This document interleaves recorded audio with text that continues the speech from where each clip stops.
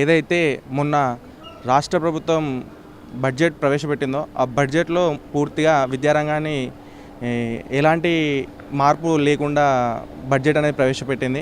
ఏదైతే గత ప్రభుత్వాలు విద్యారంగానికి కేటాయించిందో అదేవిధంగా ఈ ప్రభుత్వం కూడా కేటాయించింది.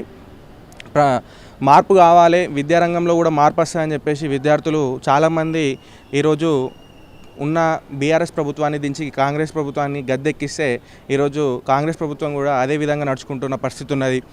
ఈరోజు విద్యారంగానికి 30% ఏదైతే 30% నిధులు కేటాయించి విద్యారంగాన్ని డెవలప్ చేయాలని చెప్పేసి అనేక మంది విద్యార్థులు ఎదురు చూస్తున్నా కూడా ఈరోజు ఎక్కడ కూడా ఆ ఊసే లేదు. అరకొరని బడ్జెట్తోనే ఈరోజు విద్యారంగాలు నడుస్తున్న పరిస్థితి ఉన్నది. ఈరోజు మనం చూసుకున్నట్టయితే మొన్న నిర్వహించినటువంటి ఇంటర్ ఎగ్జామ్స్లో కూడా 17,000 మంది పైగా విద్యార్థులు ఎగ్జామ్స్ రాయకుండా డ్రాప్అవుట్ అవుతున్న పరిస్థితి ఉన్నది. దీనికి ముఖ్య కారణం నాణ్యమైన విద్య అందించడంలో లోటే అని చెప్పేసి మేము భావిస్తూ ఉన్నాం.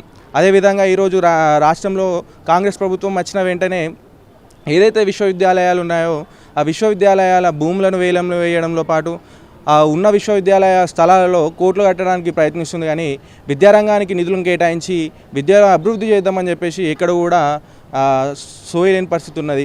ఈ విధంగా నడుచుకుంటే రానున్న రోజుల్లో కాంగ్రెస్ ప్రభుత్వాన్ని కూడా గద్దె దించడం విద్యార్థుల చేతిలోనే ఉందని చెప్పేసి ఈ సందర్భంగా మేము తెలియజేస్తూ ఉన్నాం. నా పేరు శ్రీకాంత్, నేను ఇక కిమ్స్లో లా చేస్తున్నా. నిన్న కాంగ్రెస్ ప్రభుత్వం పెట్టిన బడ్జెట్లో విద్యారంగానికి పూర్తిగా అన్యాయం చేయడం జరిగింది.